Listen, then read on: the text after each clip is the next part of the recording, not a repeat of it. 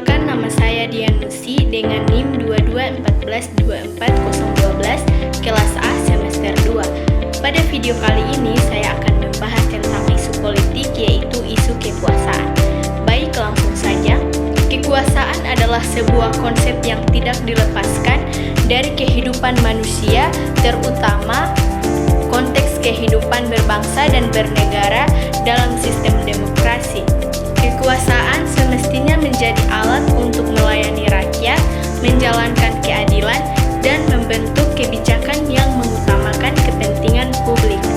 Kekuasaan diberikan oleh rakyat kepada wakil-wakilnya melalui proses pemilihan yang sah dan seharusnya dijalankan dengan penuh tanggung jawab moral serta integritas.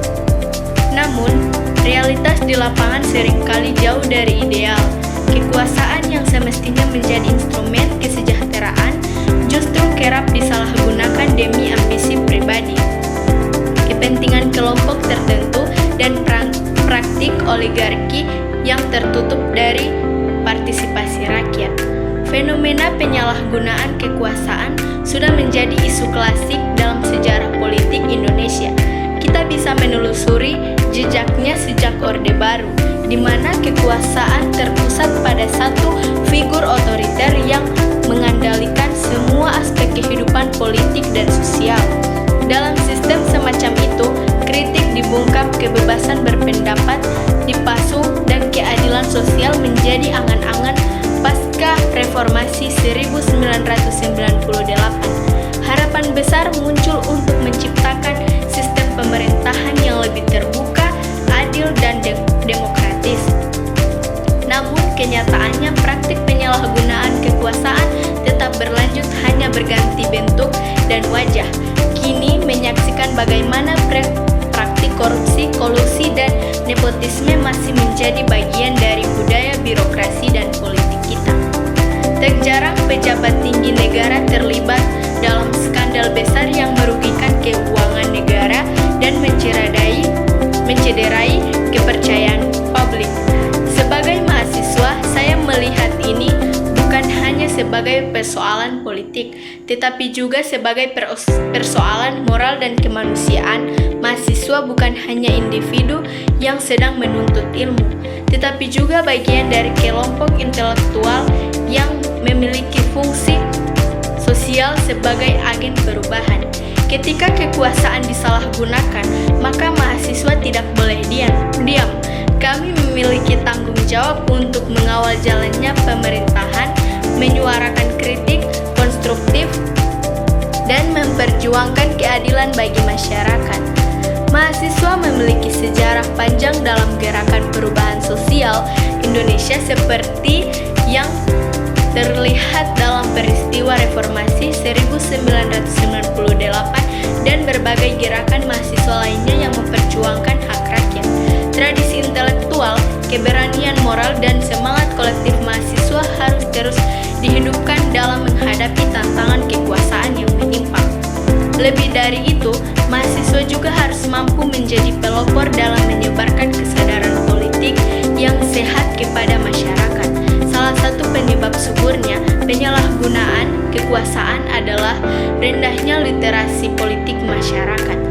Banyak rakyat yang masih terjebak dalam pola pikir pragmatis, memilih pemimpin berdasarkan iming-iming materi, bukan rekam jejak dan integritas dalam situasi ini.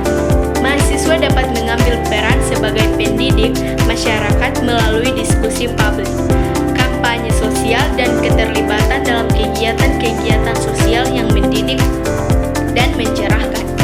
Mahasiswa harus menjadi jembatan antara rakyat dan kekuasaan dengan membawa aspirasi masyarakat ke ruang-ruang yang lebih luas.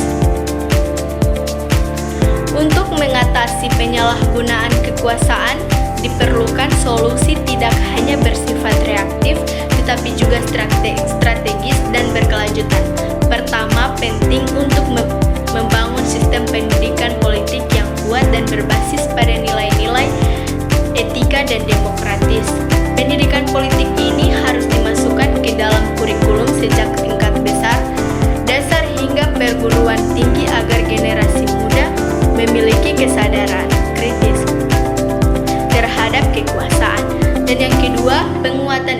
institusi negara yang berperan sebagai pengawas kekuasaan, mutlak diperlukan lembaga seperti Komisi Pemberantasan Korupsi atau KPK, Mahkamah Konstitusi, dan Ombudsman harus dijaga independensinya dan diberi dukungan penuh untuk menindak pelanggaran kekuasaan secara tegas dan adil. Dan yang ketiga, reformasi sistem politik harus terus didorong, termasuk dalam hal pendanaan partai politik, transparansi anggaran publik, dan seleksi calon pejabat publik. Tanpa transparansi dan akuntabilitas, kekuasaan akan tetap menjadi ruang gelap yang penuh dengan kepentingan tersembunyi.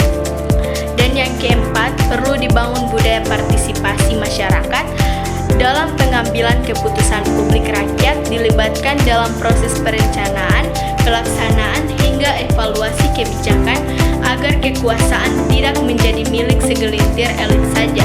Dalam konteks ini, teknologi digital dan media sosial dapat menjadi alat yang efektif untuk mengorganisir partisipasi publik secara luas. Dan yang terakhir, mahasiswa perlu membangun jaring gerakan yang solid dan berkelanjutan. Gerakan mahasiswa tidak bisa berdiri sendiri, tetapi harus bekerja sama dengan LSM, jurnalis independen, akademisi, atau kelompok masyarakat dan masyarakat sipil lainnya untuk menciptakan gerakan kontrol sosial yang kuat. Kekuasaan yang tidak terkontrol akan cenderung menjadi otoriter. Sejarah membuktikan bahwa banyak negara ke dalam krisis karena kekuasaan digunakan semena-mena. Namun dengan kekuasaan yang diawasi, dipertanggungjawabkan, dan dijalankan dengan prinsip moral, negara akan tumbuh menjadi lebih